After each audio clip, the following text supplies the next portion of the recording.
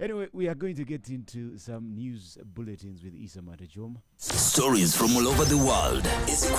Taking it a little bit extra. Mukagwira Walk 100.2 Galaxy FM with Pamela Isamat. Mid morning to Kone.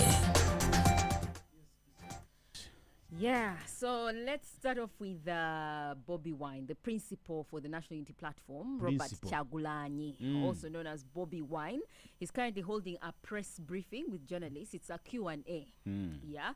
That's what's happening right now, and he's responding to questions that they are giving as well as giving his information. So he was speaking about the sanctions that were slapped on the Speaker of Parliament by the UK government, the sanctions on the Speaker, that's Anita Mong, and former ministers, Minister for Karamoja Affairs for State, that is Agnes Nandutu, and also Mary Goretti, the former Minister for Karamoja Affairs. The UK issued sanctions, which include travel bans, asset freezes, and among other things. So there's been arguments all over social media and everywhere that what is the relevance of these sanctions? Are they actually having direct impact on Do some they of hold these water? people? Do they hold any water? Yeah. So Bob Wine is saying, even if these sanctions do not directly affect these people in terms of arresting them or having them jailed, but it is going to curtail on some of their investments if they have them abroad or in some other countries where the sanctions will apply. And then secondly, they will not enjoy their money. Their money they have by traveling to some countries, or even investments will be cut short with some companies. Anita Mong Nandutu babagobye mu UK. We're going to UK, but not only UK. There are other countries that will affiliate with the UK, that will stand with the UK and say, Nafe ujawano. Tukugobye. Yeah. Tojja. Yeah. So there are some countries that will stand. So ne baba ina nyumba bagenda gisizinga. You say they seize the assets. Yes, if you have properties, they seize them. If you have accounts, offshore accounts, they will seize them. Yeah, as long as those properties, of course, are in your names. Yeah, but the sanctions are personal sanctions. They apply to the person of Anita Mong. They will not apply to her son or her daughter if the daughter wants to travel. Oh my gogo. Wants to travel. But this is coming from a person who recently went to Kenya, splashed millions in Kenya. Yeah. Out of all the countries in the world, Triple A and her hubby chose to go to Kenya for their holiday. Yeah. So it speaks a lot about the person. That is this going to affect her? Is she the kind of person who actually invests in the UK? Is she the kind who will invest in the UK? Yeah. So we have Bobby Wine there speaking about it. All right, let's hear from Bobby Wine. Travel bans, asset freezes, and others may not put the corrupt and brutal officials in prison, but at least they go far to block them from enjoying with impunity or even invest their stolen money, the money they stole from poor Ugandans in their countries. These countries have their act together. These are countries are well governed and they respect the rule of law. So we see no need for them to accept impunity, to accept corrupt officials that steal from us. These people deny the regime officials that run away with our money opportunity to enjoy it in their countries. And we really, really appreciate those sanctions. We welcome them. These sanctions reassert the duty of civilized nations, because they should never be seen to sit back as actions against poor people are going on with reckless abandon. These regime officials that have destroyed, underdeveloped, and looted their countries because they think they can enjoy life with their families. So in essence, Bobby Wine are supporting sanctions. Yeah. Agamba bana babye ebintu by'eggwanga lino babanga basobola obbatika ku. Where did Bobby Wine hold his recent concert? Was it in the UK? It was in the UK. So these sanctions came briefly or shortly after that concert. So most people are even saying, now I think maybe could have it makes sense. Yeah, it makes sense.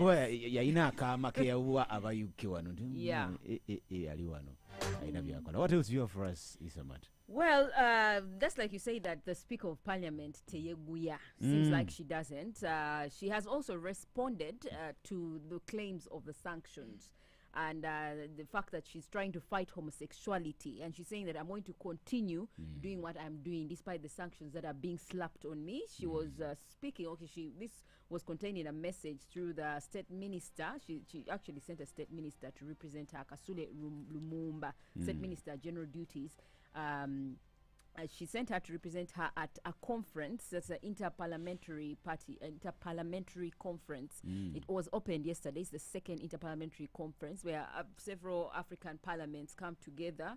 Speakers and members of parliament, they come together and they discuss issues going on within their African parliaments. So she was the one supposed to open, the speaker, Anita Among.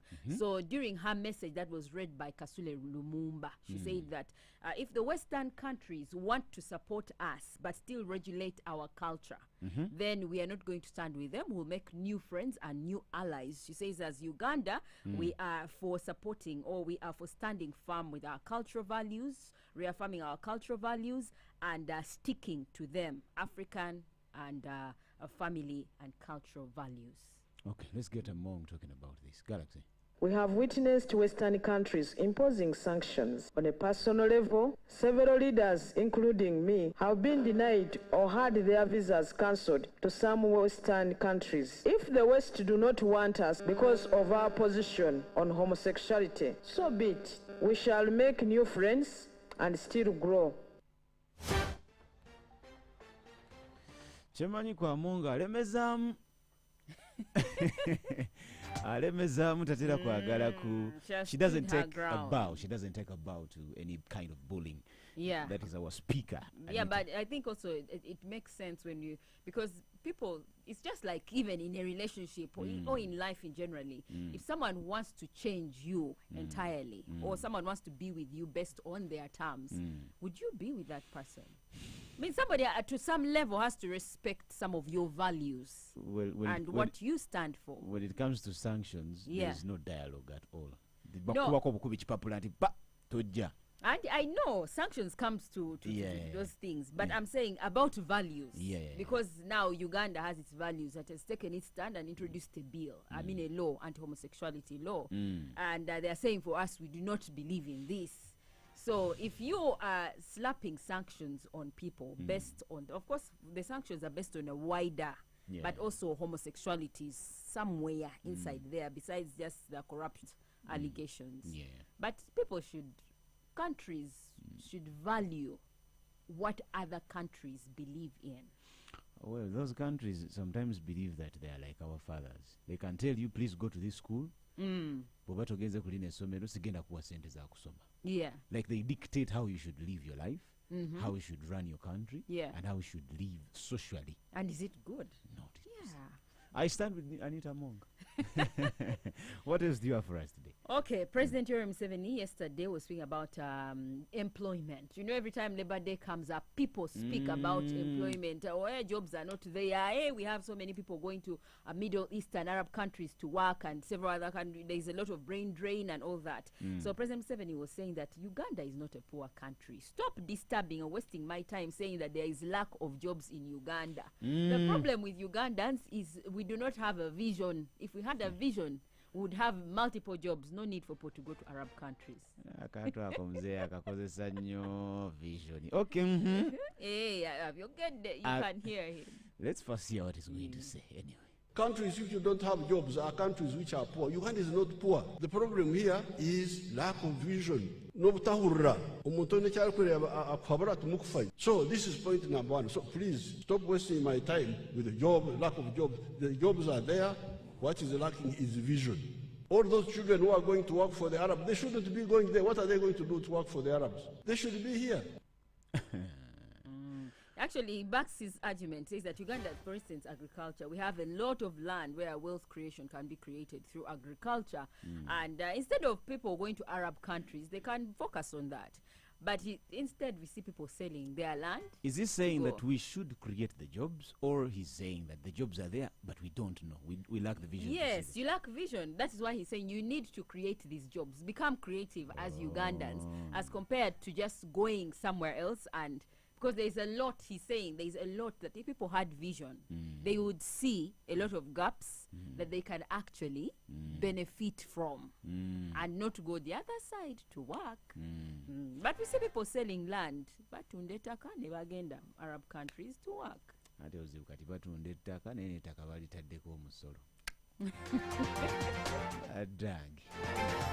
Nze sijja kuddamu mukulu zaanya addamu omukulu. What else do you have for us, Isa Matachom?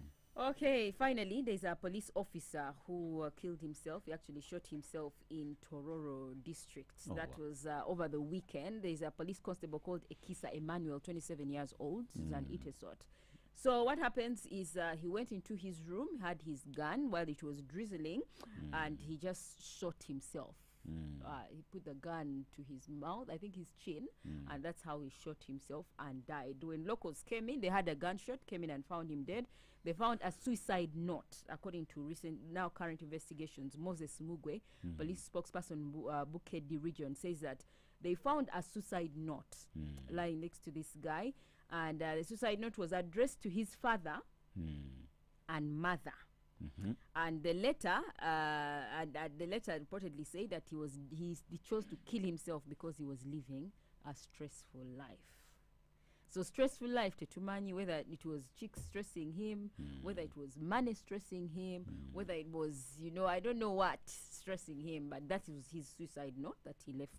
What problems are there in the Teso land? Because you're in Teso. I think the problems are not only. I can't say. What's the major problem when you look at the boys down there in the Teso land? What is the problem mainly? I think it's money everywhere. Money everywhere. But that money is taken by some people. By what? The girls. But that it's your responsibility to this is the problem, Otis. You are a police officer and you have like 5 girls. Yeah? And you're supposed to take care of all these 5 girls. You're policing them. You're policing them, you're taking care of them. Somewhere along the way you impregnate 3 of them. Yeah. You have 3 separate kids. Your salary is standard. You're getting like 300K. How are you going to manage? You have to pay rent for yourself. You have 3 women take care of their kids. You manage. How do you manage? One thing I know about men is we find a way. We always find a way. You can't kill yourself because you have to. No, sometimes. No. You see, people should live within their means. I agree with that school of thought.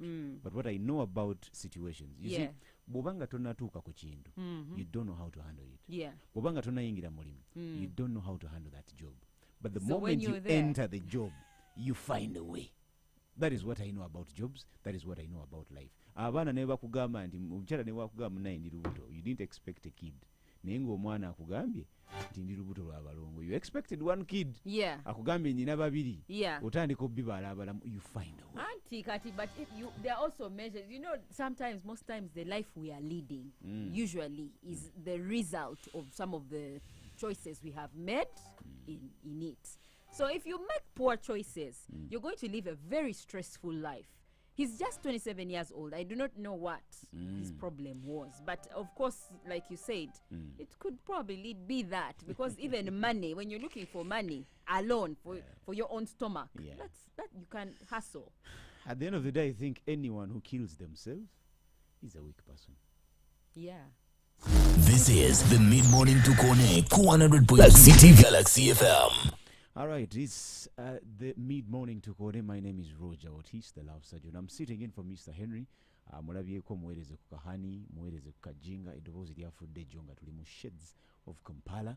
Naye nga ngenda kuba nkomawo shortly with some people from Victoria University nga twogera ku bintu ebimu by'olina okuba ng'omanya. This is the Mid-Morning to Kone. Oli ku Galaxy FM 100.2. Sina.